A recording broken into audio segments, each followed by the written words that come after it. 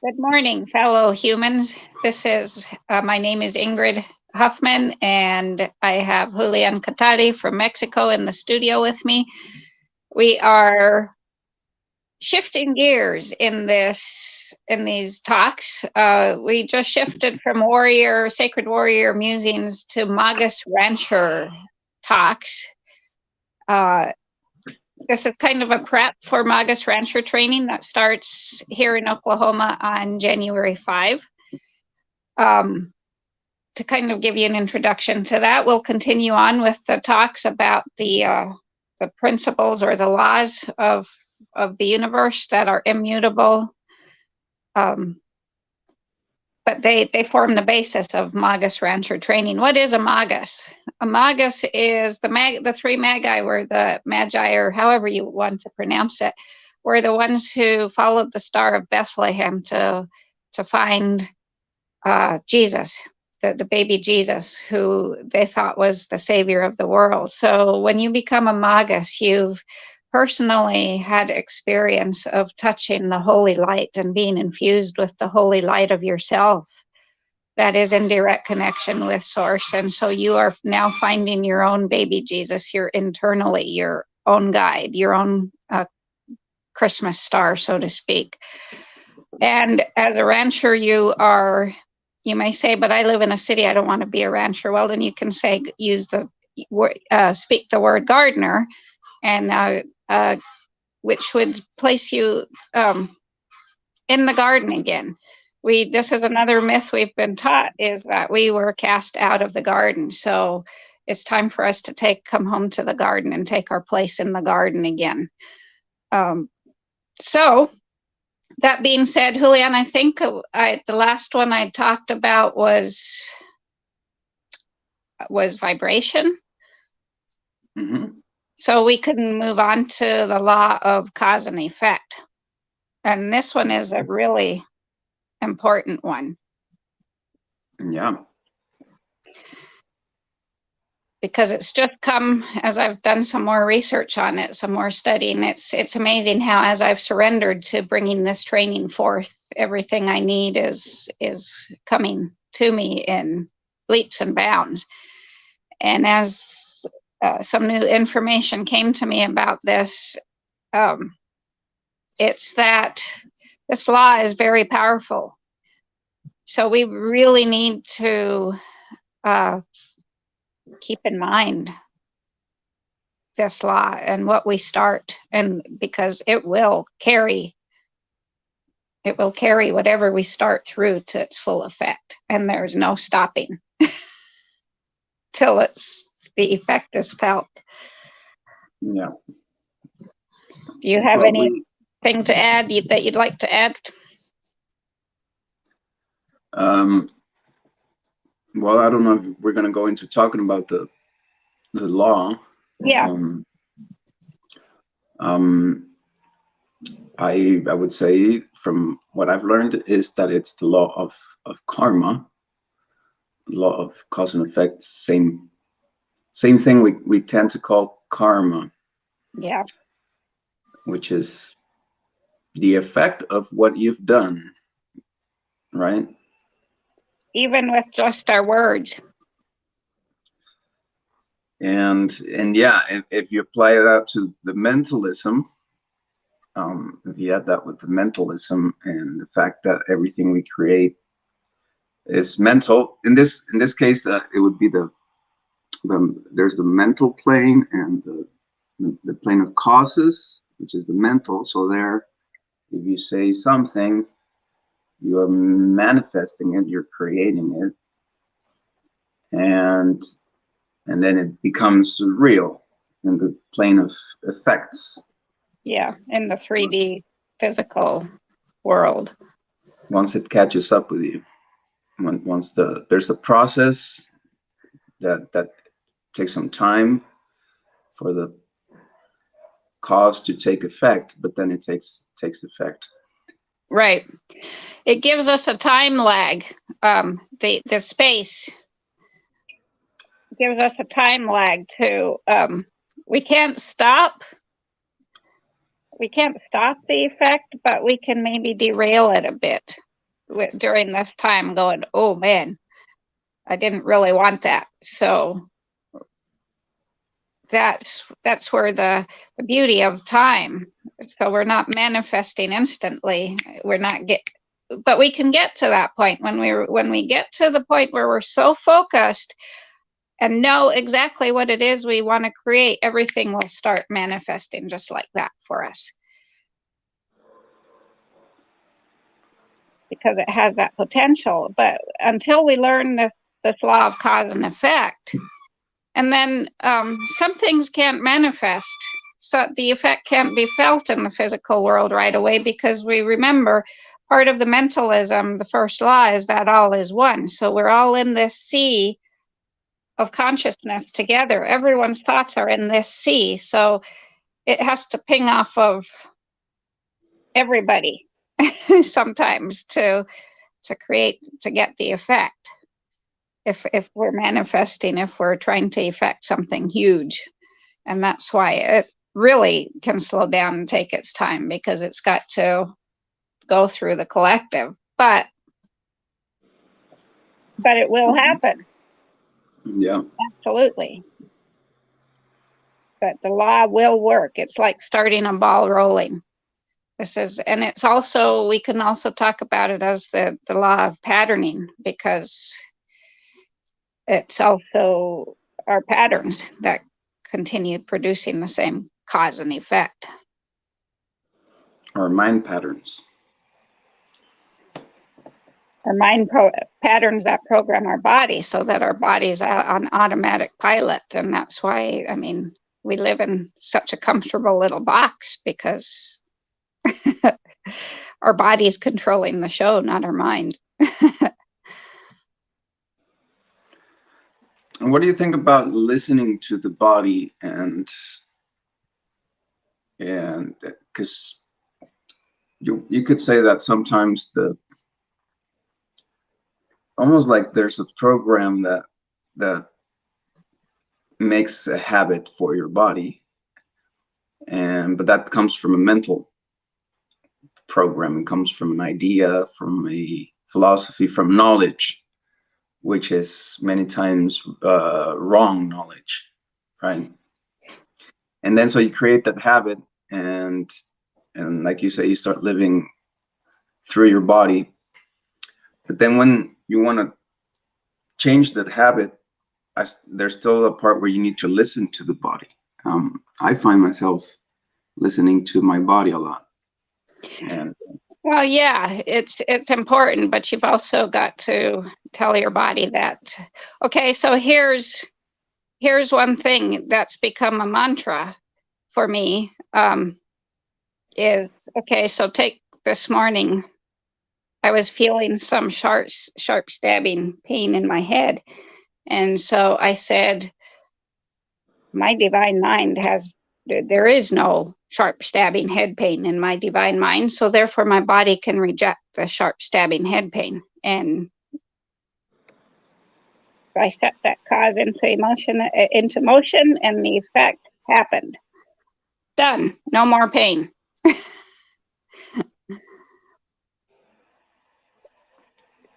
And I would also say that all of these laws, they apply to us as creators and beings, but it's also, I remember learning about there being the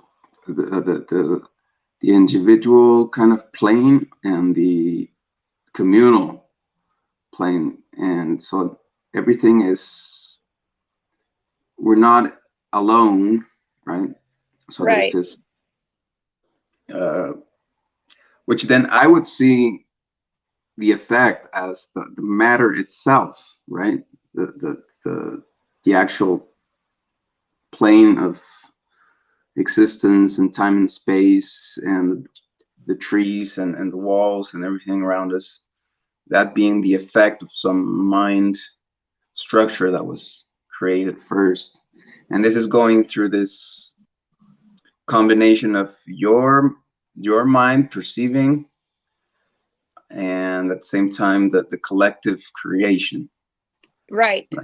And the belief systems that were programmed into us during our domestication years, ages 1 through 7, was when we were became domesticated and civilized.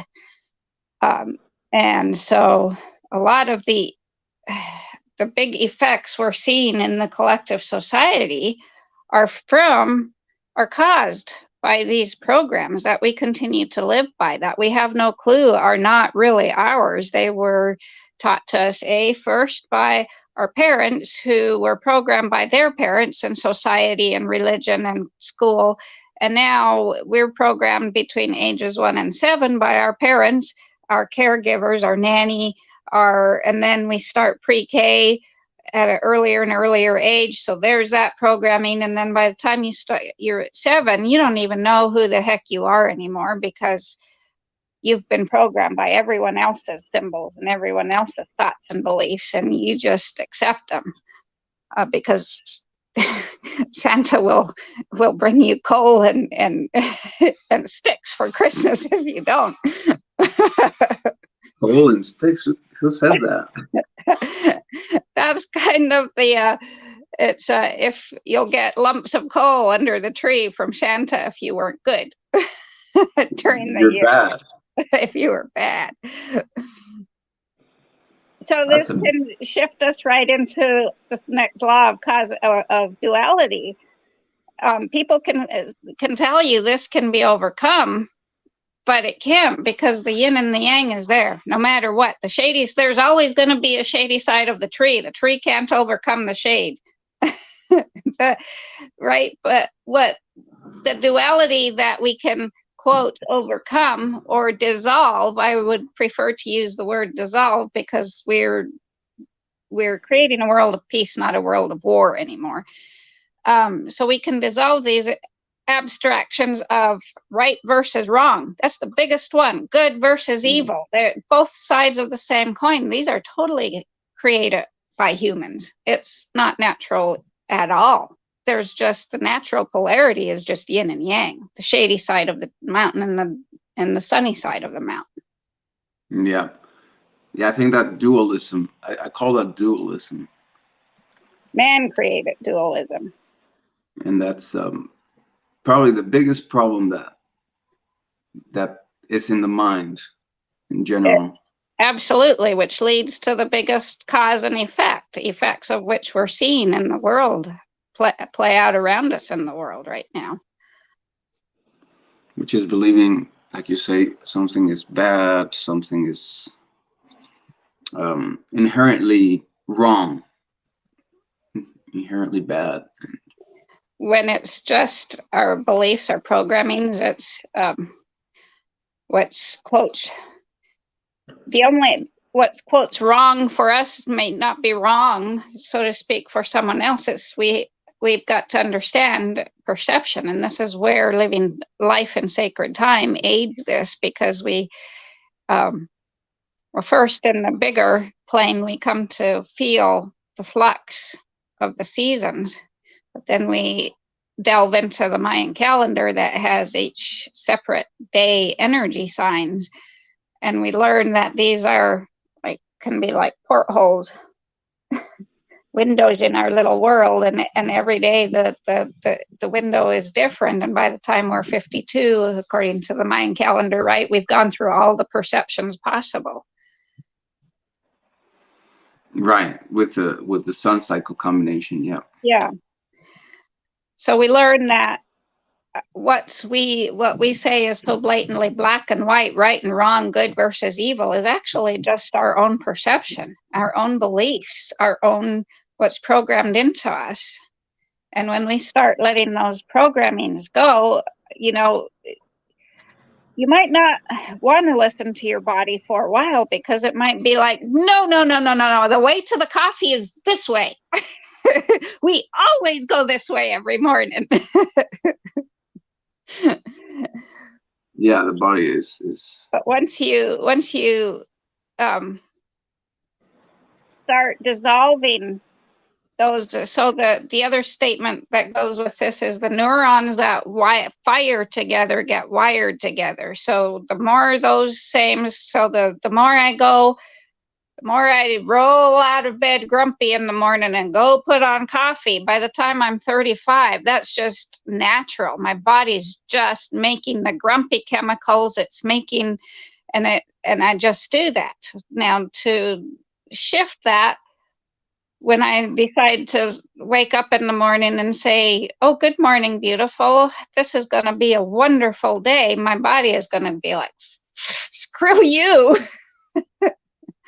But once you've started dissolving that soldering that happened when the neurons, then your body will be like, oh, yay, we have happy emotions now. Yeah. And that shouldn't be that hard, I think, to rewire your thoughts. It depends on how deep the groove is, you know. I guess it's just how much you've been receiving the indoctrination from the system, and how domesticated and civilized you want to be, as opposed to free and creatively wild, outrageous, and wonderful, extraordinary. Yeah. So I wonder how do there's a first step when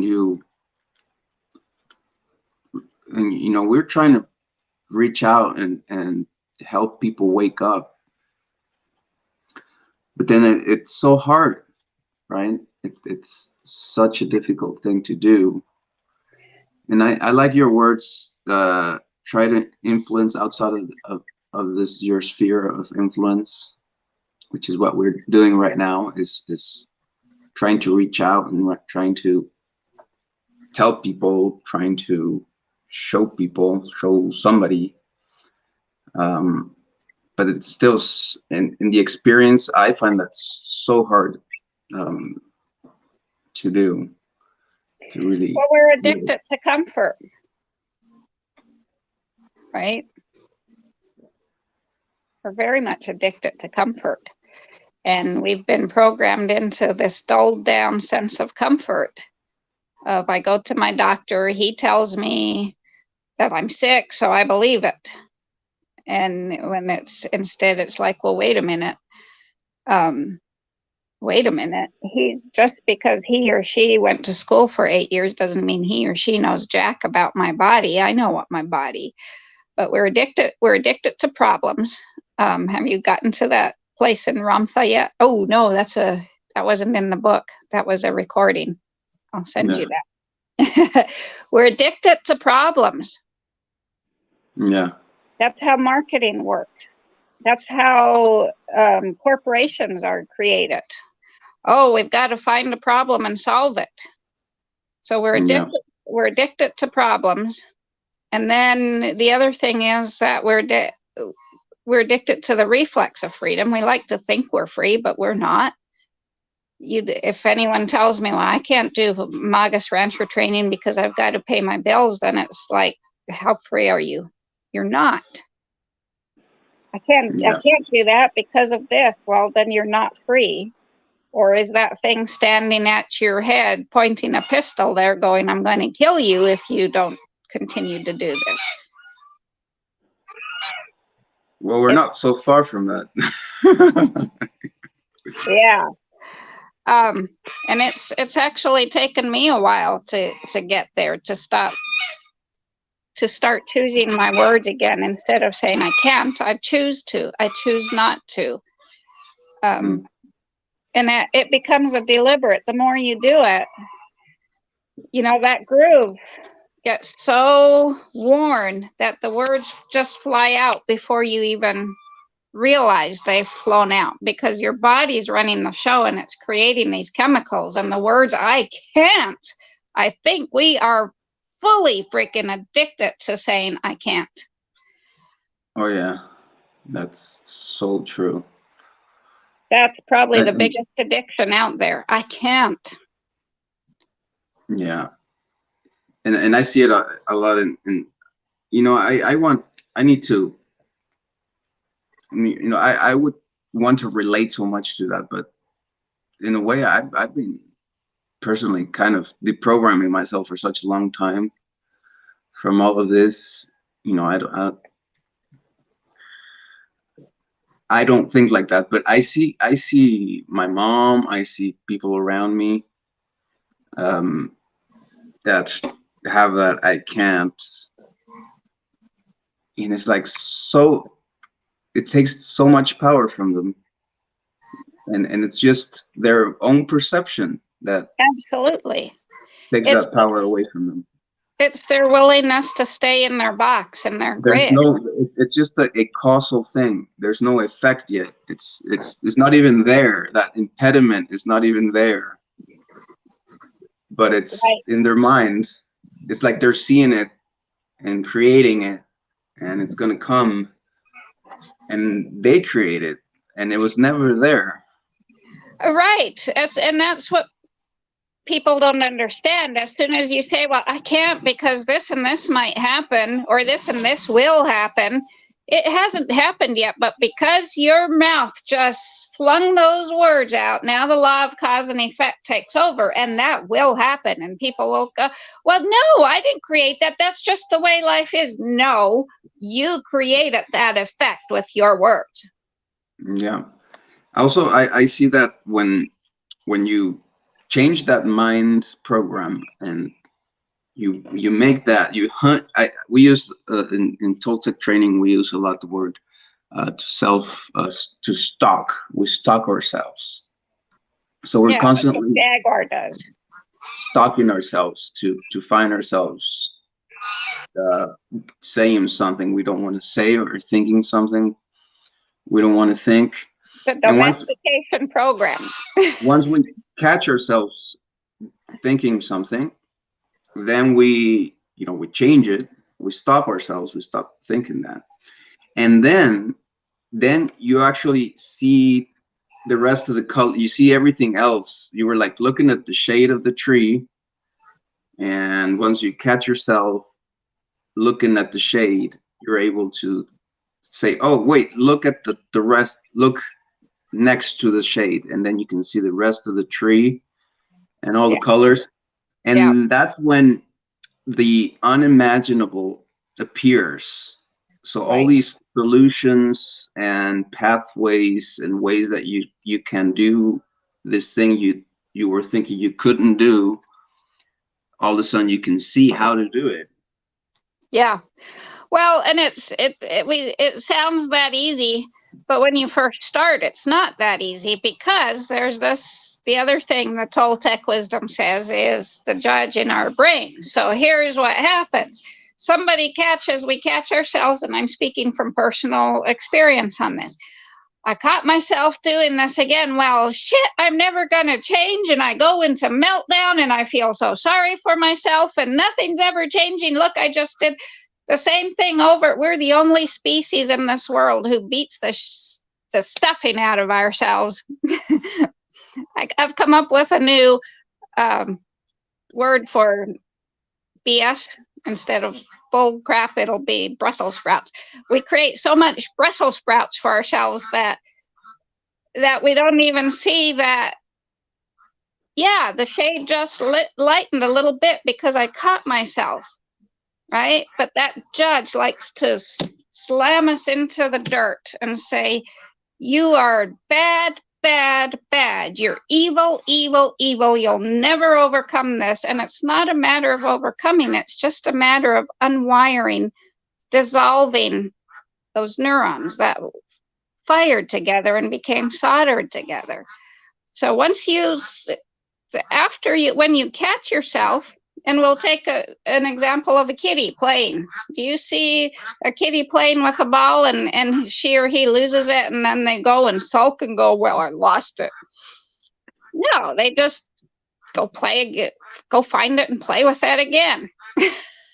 Or play with something else. Or find something else to play with, right? But so first is catching yourself. the second one step is catching the judge in your brain and saying, stop.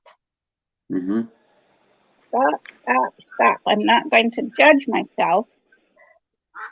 I caught myself, and I'm now making a choice to start dissolving this. It's not just the judge, it's also the punisher. Yeah.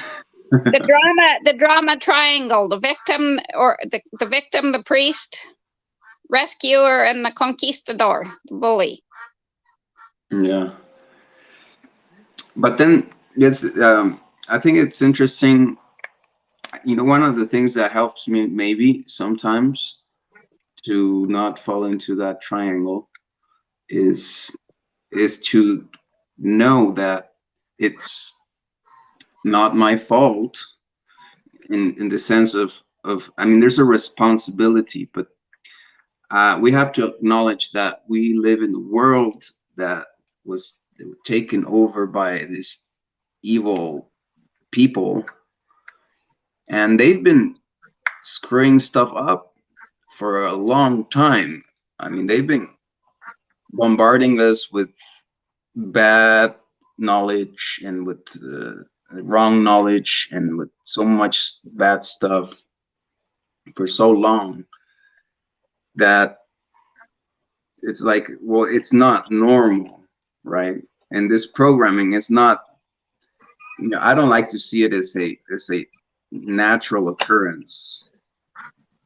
I recently commented on one of Eisenstein's posts, because I'm listening to Eisenstein. He always tries to argument that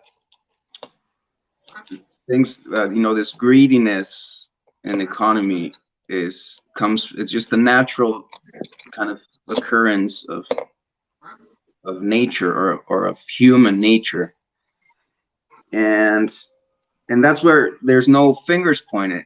I like to not lose the fact that we can overcome as humanity these group of conquistadors, of real conquistadors that do exist, that do try to inject us with wrong knowledge, which is the most dangerous thing, with bad mentalism, with evil, with sorcery. I mean, we live in a world with sorcery, full of sorcery. Well, and again, it's perceptions. And Charles Eisenstein doesn't like to make waves. So he tries to ride the placid waters. And again, it's not so much because when you point a finger, remember there's always three pointing back at you. It's giving away our sovereignty, and again, to use those words, it's not our fault, because when we're age 1, we don't, we're exclusively dependent on our parents. Mm-hmm. Even up until the time that you choose to leave the parents' house, you're dependent on them. So if you piss them off, they're going to boot you out, right? Yeah. So in a way, it's not your fault, but to say it's fault now has to place blame or shame or guilt on someone. It's there's that human-made duality again. There's no need to feel guilt and shame. Don't let the conquistador stamp you into the ground. You just say, I'm done suffering. I'm done with these programs. This is not who I really am. I had this programming instilled in me because that's how society was. But if we continue to play into those, we're just going to keep repeating. This is the law of cause and effect and patterning. We're just going to keep repeating the same patterns over and over again. So big part of Magus-Rancher training is working with the I Ching, mm-hmm. the Book of Changes, and the seasons. And so, and which Richard Rudd translated into gene keys, which would be the DNA that science knows nothing about. So as I'm coming into my 54th solar cycle in a few weeks, I decided to translate the I Ching into patterns rather than just this divination tool to play with, right? So it's like, okay, well, what's the 54th Gua hexa trigram in the I Ching? It's called the Marrying Maiden. And as I read the explanation of what the last emperor that updated the I Ching had, it's like, well, the second sister of the house went with the first one, who was the first wife of the emperor, and the second one was the emperor's concubine, and she kept the palace running. And that's when it was like, oh my God, that second wife pattern is inherent in every single one of us. Now let's go back to the myths of the Garden of Eden. Adam had a first wife. Her name was Lilith. She was created from red dirt, just like he was, to be his equal, and he did not want an equal, so he banished her from the garden. There you go. Banished from the garden again. And Eve was created out of his rib to be subservient to him. And so that's where I was like, okay, wow, how many times do I see that second wife? I, in fact, this summer had a man named Adam who's married come to me and ask me to be his second wife. Okay, then. This second wife pattern is going to stop right here and right now. No more second wife. I am now tapping into the energy of red dirt Lilith and the goddess Metis, who was also Zeus's first wife, right? To bring us to that first wife energy, even in your case, it would be first husband energy, to bring us home to the garden again also. But so this is part of this Jaguar medicine of stalking. And when you stalk yourself to find these patterns, these deeply ingrained patterns that are centuries old, then Jaguar medicine also is chaos. Because once you stalk these and say, okay, we're going to get rid of, we're going to dissolve these patterns, then there's got to come chaos too. And maybe if you're not, and the other part of Jaguar medicine is if you're not stalking yourself and you're like, Jaguar, go away, I don't want to listen to you. Jaguar will bring the baseball bat of chaos into your life. And that's what I think, out of all of this, programming and overcoming the programming and all of that, it's still, where do you go to? What sense does it make to be freer when we are stuck in the same system, stuck in the same structures, in the same homes, on the grid, and that's what makes so much sense to me. I mean, that's the new birth, the new beginning, and that's that place that is not imagined yet, and that we need to imagine, we need to reimagine, we need to recreate.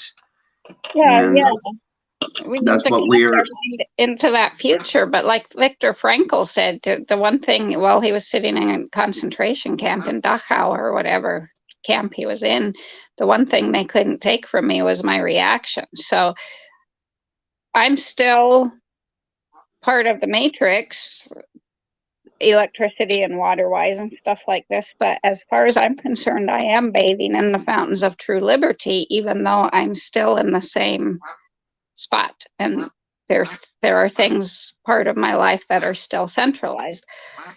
It's the attitude. Well, what I'm trying to say is that I mean, nobody like you is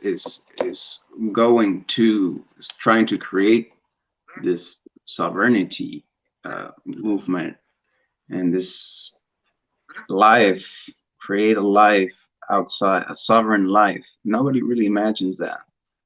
Right. It's so difficult to imagine that. Just dump Because the system. yeah, And well, we've given, that's all we know is being governed by the government. That's actually a private corporation, right? And everyone else making laws for us so that we can just float along and not be responsible for anything. and that's where to me today, just nothing in the system. The only thing that makes sense is this. The only thing that makes sense is trying to get people to come together.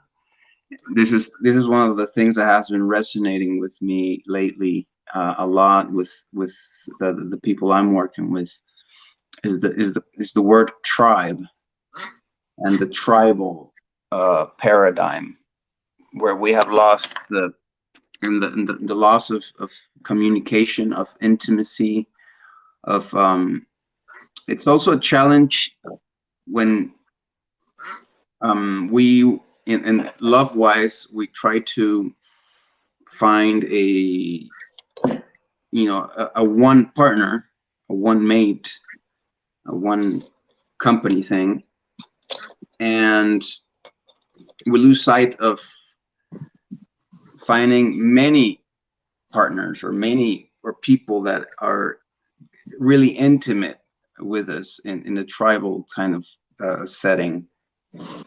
And having the kids have more than one parent, and so and I think we all have this desire to connect with people and to create strong relationships with Well, we do. That's people. why we jump on the bandwagon of sustainability, or on the bandwagon of I had the vid, right?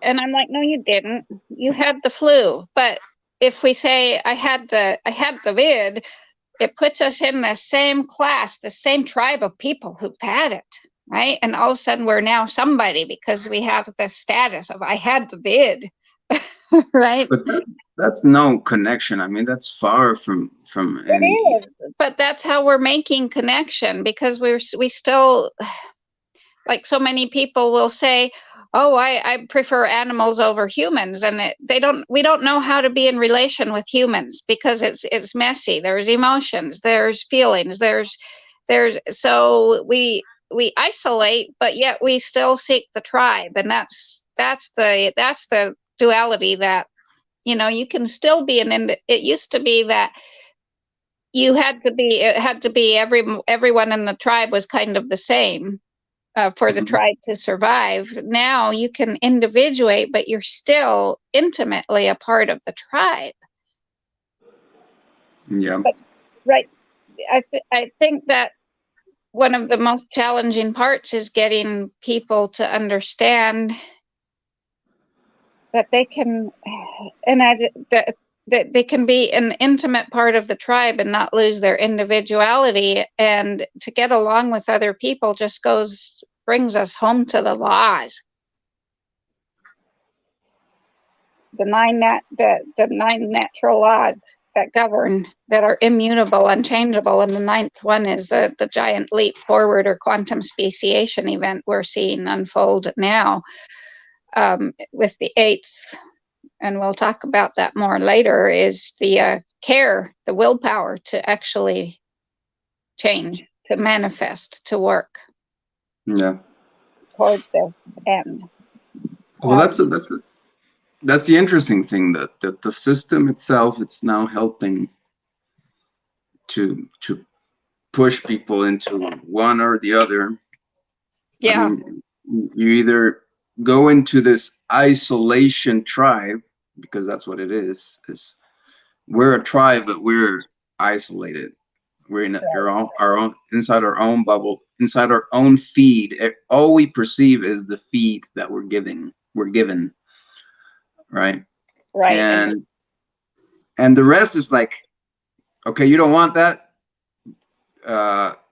Go out there and you Or know, you're you have, just narcissistic, or you're just a toxic person, or that's the explanation. If someone doesn't agree with us, well, then you're just narcissistic. You're just toxic. So I'm just going to cut you from my life, and because I'm better than you are, right? and then they isolate themselves. They cut away. Yeah. But then we're left out with. I mean, it wants to get to a point where you cannot get money or get a job or get something in the system if you're not playing by the rules, and that's where we are left out in the void, in the sea, in the cold icy sea. Right. And that's where this makes sense. Coming together, creating a tribe, finding that freedom, and but the challenge is are you ready to take your clothes off in sort of a way? Because that's what it is. It's that part of you that nobody ever saw. And that's what intimacy is about. Intimacy is supposedly having this a secret space where you can share something very sacred to you, very private, I would say. Though I like deconstructing the concept of privacy, because that's also kind of modern to me. And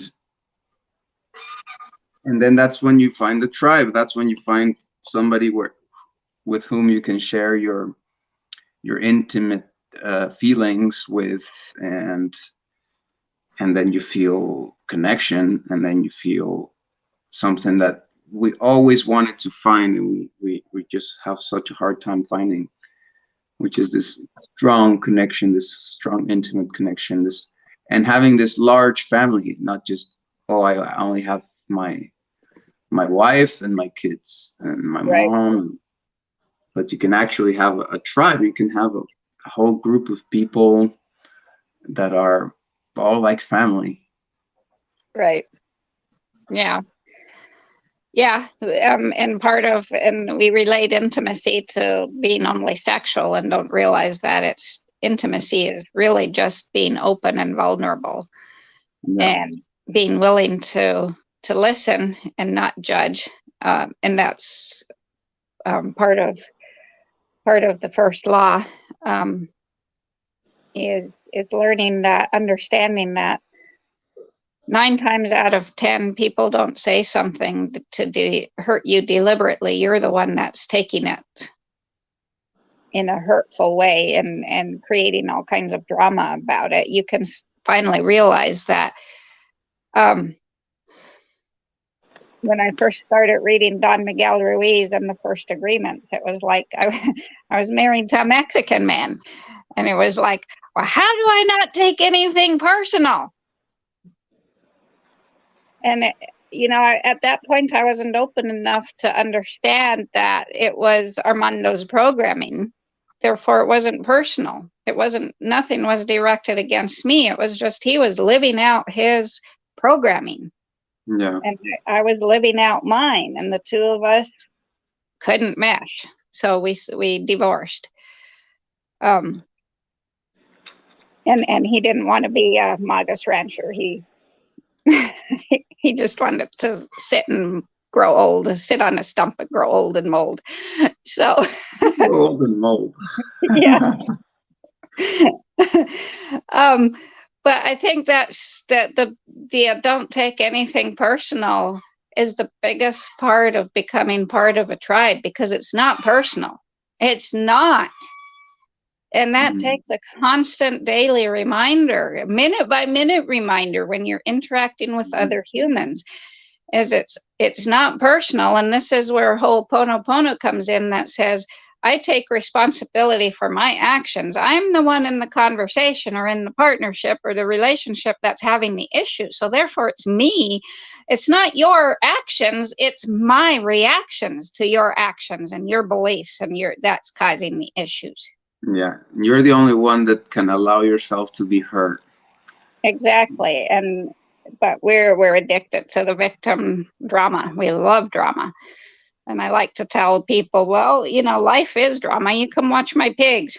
Come watch my pigs eat, and you'll see how dramatic life can be. But the drama lasts about 5 seconds, and then, you know, they go on for 30 seconds of peaceful eating, and then someone else gets their ass bit, and there's 35 seconds of drama, and then they're happy again.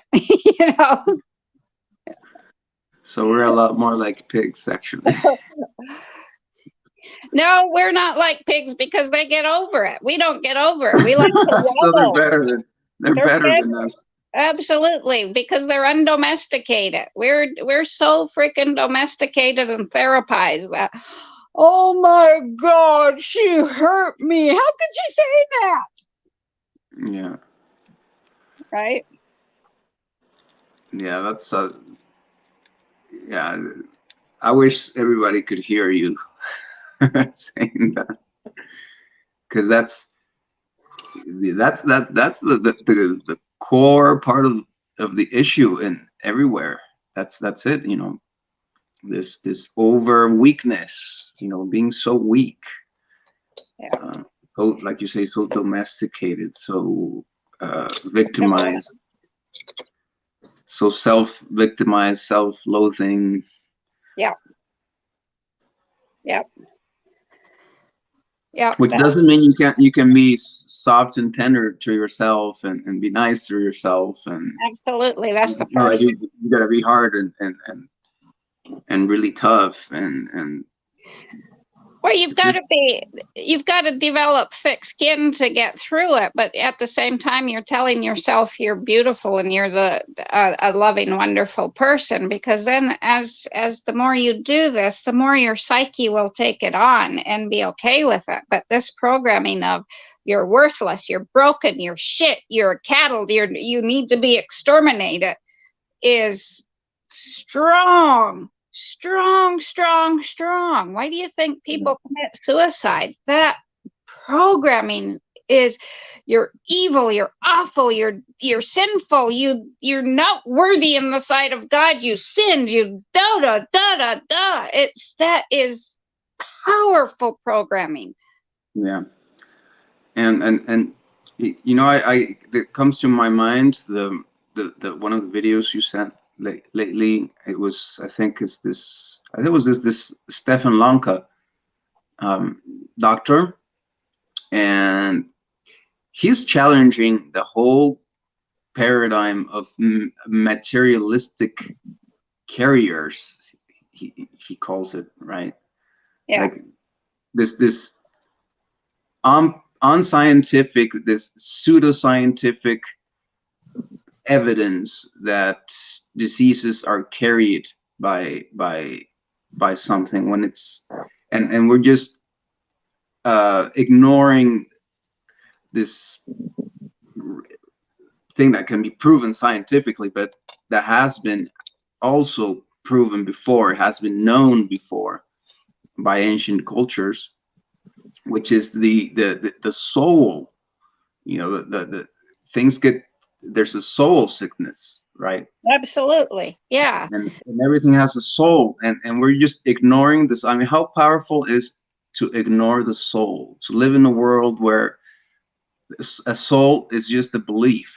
It's not it's not real, it's belief. Right. Well, and that's where the biggest part, like I just saw in a Facebook group I'm on yesterday, this person in the UK says, I'm so sick. I'm so sick, and medicine can't find anything wrong with me, but yet my organs are shutting down. Help me. And it's this person's belief systems. It's their wallowing in suffering. Yeah. It's understanding also that the patterns, the cause and effect, the patterns, the oneness. If there's wind, this is what ancient Chinese medicine, and I'm not talking about traditional Chinese medicine because it's been despirited by the CCP. Ancient Chinese medicine, and this is where the Bible came from, the 8-sided octagon. And when people come to Magus-Rancher training, they're going to learn how to build their etheric 8-sided self to create this. Because if there's wind outside, there's going to be wind in your body. If there's a mountain outside, there's a mountain in your body. If there's a river outside, there's a river in your body. The forces all flow through us. We're not distinct from it. We're not separate from it. We're part of it. But this is another piece of programming. Yielding the effect we're seeing is that we're so freaking powerful, we dominated, and we're just totally separate from everything. And we're not affected by anything, and there's no soul anywhere or in anything. Well, yeah, and that goes back to what I've been saying for a couple weeks now is, you know, all our ancestors were animistic, so to speak, to say that label. But they knew that spirit was in everything, even the rocks, the trees, everything was inhabited by spirit. And then a human who believes that can't be controlled very easily. And so polytheism came along and despirited everything so that the human could be controlled. And they despirited things and put it into these godheads, gave these godhead figures all the human shadow emotions. But there was still some spirit to be guided by, right? And then monotheism came along, the Roman Empire, not just the Roman Empire, but and it never went away. We really need to control people now. So let's just despirit everything and put it in one male white figurehead and toss him way the hell out beyond the Milky Way and tell everyone he's coming back in a cloud to save us after we screw up the earth. And so we're and then all these crazy sci-fi stories are created to fill the void of despiriting. And we believe in these bullshit Brussels sprouts sci-fi mysteries instead of just respiriting things and seeing the fairies and the little people and the life in everything, the little beings and you know, and that's where we're at. Is it's time to respirit and come away from this reductionist dead earth hologram, dead human hologram that we've been living by. Yeah, but you know what's really for whoever is thinking about this and saying kind of skeptic about the spirit being real, or about symbolism or any type of gnosis being real. All you have to tell them is, hey, look at what the elite is doing. Look at the rituals. Look at the symbols they use in their movies. Look at the symbols they use in their ceremony, in the Olympic ceremonies. I mean, they're constantly using magic and symbolism and sorcery, and it's a proof that is real, and that it's powerful, and that it really affects us. And that's the importance of the not just the programming the mind, but also the soul, like doing all the rituals or doing the symbols and living through the moments, the symbols that prove to you that you do no longer participate in that ritual, that you're no longer affected by that spell. Well, exactly, the lies and the superstitions and the spells that are cast over us by these monotheistic, even religions, are part of it. They don't know they are, but they are.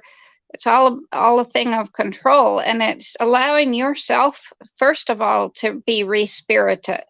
I have a friend who's dealing with MS and some other autoimmune stuff, and we grew up the same way on the Seventh-day Adventist self-supporting work that's not really self-supporting.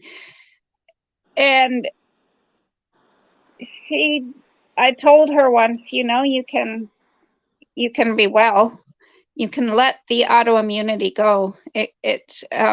She's like, but even Jesus said in the Bible, he doesn't trust his creation. And I said, well, as soon as you learn to trust yourself and get rid of that belief, your MS and your autoimmune diseases will dissolve and just go away. Mm-hmm. But you cannot believe in a higher being that doesn't trust. You can't believe in the all that created everything and contains everything within itself, that says, I don't trust what I created. Well, then it's not containing it within itself. So if you bring that belief into yourself, your body's going to turn on itself. Yeah. And so there's your effect. But first of all, you have to be willing to understand that there is your spirit, your soul, right? That you're not just a dead body. And when I started doing Reiki, I had that experience very vividly. I had a human come to me.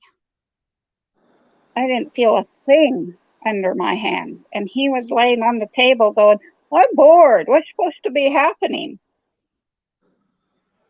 He never came back, and I called a friend. This was like my second Reiki client. And I called a friend who was knew a lot about Reiki, and she said, Ingrid, welcome to the world of the living dead. You just met your first living dead person.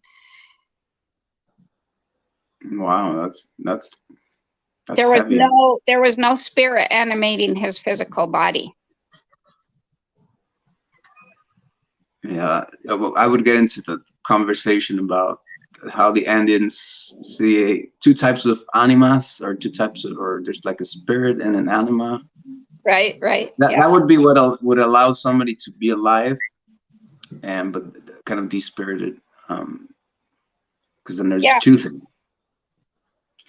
But would all that fit into the plane of causes? Would all that be the cause? Absolutely. Because when you despirit your body, what's the result? Stagnation and dis-ease. What's the effect? So the mind and the spirit, the soul and the mind, they're both in the plane of causes. Would you say that? In the causal plane, and the body is in the effect plane. In the effect plane, yeah. That's something that allows for so much deep analysis and meditation and discovery. I bet you would work that in a workshop, right? Or a retreat. That'll be part of the Magus-Rancher training. Yeah. To work with the loss.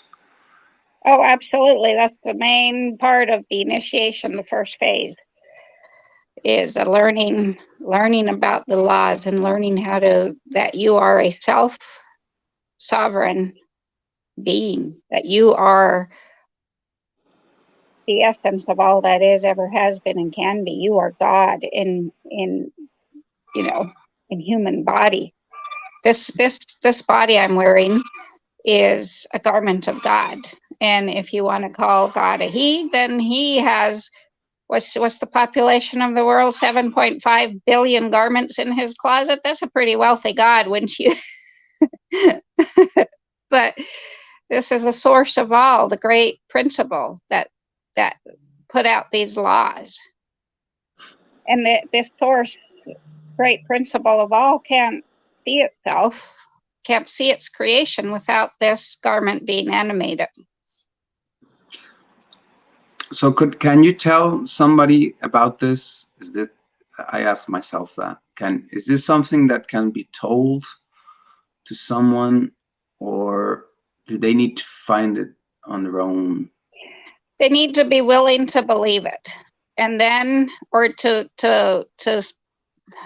use the cliche words, buy into it. They need to be willing to say, okay, and then it becomes really a fake it till you make it, because and then part of the time it's also like Paulo Coelho said in the Alchemist, the old man told the young guy, the young boy, the spirits make it easy for you at first. They do.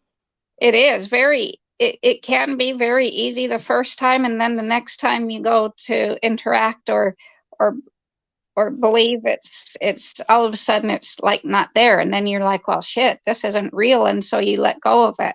But it takes perseverance. It's really, in my world, when I started delving into the realm of spirit, it really was a fake it till you make it. Okay.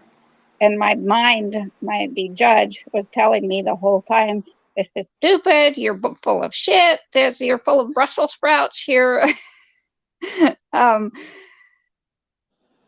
and I just kept persisting, and now it's right there. I'm connected. I can just, So you created a belief in your mind that was going against most of your senses, but you stuck to that, and you allowed that to grow. You kind of planted a seed in your mind, and you let that grow. That's very, very brave and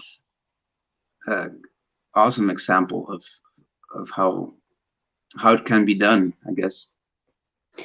And there's Dr. Joe Vitale in his book Zero Limits, where he introduced Ho'oponopono to the world, talked about this state of zero limits. And I've been there many times. And when it first happened, it was amazing. But then the harder you try, the less it happens, because you're trying to control it then. The zero limit state is being one in the vortex, as Abraham Hicks says. So you have to, at some point, make the choice to surrender to it. And people don't like that word, surrender. It probably more people have gone to war over the word surrender than, maybe not physical combat, but it is. It's a surrender and saying, okay. And I found this out when we first got to Oklahoma, and I was trying to be a Magus, a forceful Magus that had no spiritual power behind me. And I was trying to orchestrate things, and they weren't, and I was using these practices, and they weren't taking me anywhere. And it was finally when I said, I give up, that the wheel forward would start, because then my ego got out of the way. Yeah. So it hasn't been until maybe 2 months ago now at this point that I finally said, okay, fine, I'm surrendering to this calling. I thought this whole time that what is now evolved into Magus-Rancher through Owl Sacred Nation was my idea, and I was waiting for God to give me approval on it. And it was like, no, this was my contract, my legend I chose. The first part of the legend was being an RN. The second part of the legend is this. And when I finally said, I surrender to this, I surrender to my legend instead of trying to write my legend with a new legend with the universe, things have really started rolling. So there's another message, powerful message. It's already there. You just need to listen to find yourself. Absolutely, it's already there. You made this. we're going to get away from the word contract, but for now we're using the word contract. Before you took on this human garment, this biodegradable time spacesuit, you made a contract with spirit, source, great spirit, God, whatever you want to call the Tao, this source of all creation, that you were here to accomplish something in this physical plane of existence, this 3D world. And 99.9% of us are not accomplishing it, are not, because we've been bought by money. We're just working jobs to live for retirement and put our feet up and die, mold and die. We want to sit comfortably in the void. Yeah. So I think that's that would be a good place to finish maybe the conversation. Yeah, I think so. So yeah, the last statement then, as everyone that listens will maybe get tired of hearing me say this, but the Titanic has broken and it's sinking, and it's time to stop arranging the deck chairs. How will you manage the icy void if you haven't already felt the dark icy void? But Owl Sacred Nation with Magus-Rancher training is building the lifeboat, and it's up to you to swim to it. Swim through the dark icy void and get on board. And jump on the new boat. Yeah. And it's not just arranging the deck chairs. I also see people trying to enjoy the music and trying to have fun in the sinking boat. Yeah. Yeah. Which is kind of funny, but it's like, can't you see it's coming down? Yeah. Yeah, exactly. You feel like acting like it's all, oh, this is really nice. It's so comfortable. It's so fun. Look, a movie. Movie. If you tell me about it, I'll just tell you to stop being so negative. Yeah. And fear-based. Yeah. And it's like, okay, well then I'll let you hit the dark icy void. Yeah, that's what happens. They counter argument. They were, yeah. So okay, so the first three humans to come to invest their all into the new boat. Being part of building a new model, co-creating a new model. And the Magus-Rancher training with the first phase starts January 5, 2020, with Venus as a day star governing this cycle, this fertility cycle. I love it when Venus becomes a day star. I always look forward to that. Well, you'll have to, next time we'll stop here and we could go on for hours. So next time maybe you can explain what the energy difference is between Venus as a day star and a night star. Okay. So let's invite people for a next session, maybe next week. Yeah, next Wednesday at 11 again. Next Wednesday at 11. Okay, well, see you there then. Okay. Thank you, Ingrid. Thank you, everybody, for watching. It's nice seeing you. Yep. So you have to end. You have to end the live. I will. I'm gonna hit end right now. Okay. Bye. See you.